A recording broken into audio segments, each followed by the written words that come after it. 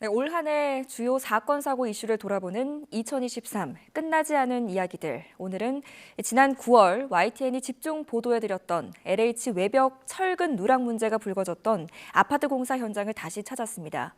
입주자들은 전면 재시공을 요구하며 LH 측과 대책 논의를 이어오고 있지만 결국 입장차를 좁히지 못한 상태로 새해를 맞을 전망입니다. 박정현 기자입니다.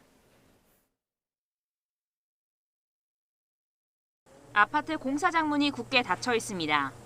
현장을 오가며 자재를 실어 날라야 할 화물차조차 한 대도 보이지 않습니다. 지난 9월 YTN 보도로 외벽 철근이 대량으로 빠진 사실이 드러났던 인천 검단 신도시 아파트 건설 현장입니다.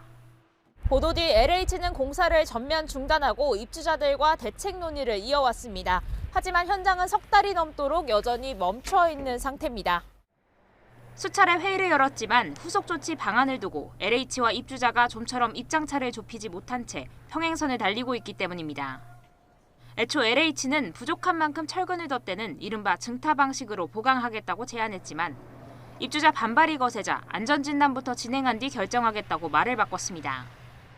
그러나 입주자들은 이미 LH에 대한 신뢰를 잃은 상황에서 전면 재시공을 전제하지 않는 이상 안전진단에 동의하기 어렵다는 입장입니다. 철근이 누락된 거는 사실이고 그걸 입주자들한테 알리지 않고 건물을 올렸던 것도 사실이잖아요. 그건 명백한 사실이기 때문에 안전진단을 굳이 할 필요 없이 전면 재시공을 결론을 내라라는 입장인 거고요. 입주일이 기약 없이 미뤄지며 입주자들 피해도 점점 커지고 있지만 가족과 함께 들어갈 보금자리인 만큼 물러나기 어렵다는 겁니다. 저희도 이제 빨리 이사를 가야 되는데 보증금도 이제 저희가 그 중도금으로 다 납부한 상황인데 보증금도 없이 어떻게 이사를 가야 될지 답답한 상황입니다. 훗날에 뭐 크랙이 생기고 그런 거는 결국에 저희들이 떠안아야 하는 문제잖아요. 그러면 아이들 데리고 들어가는 집에 그럼 언제 무너질지도 모르고.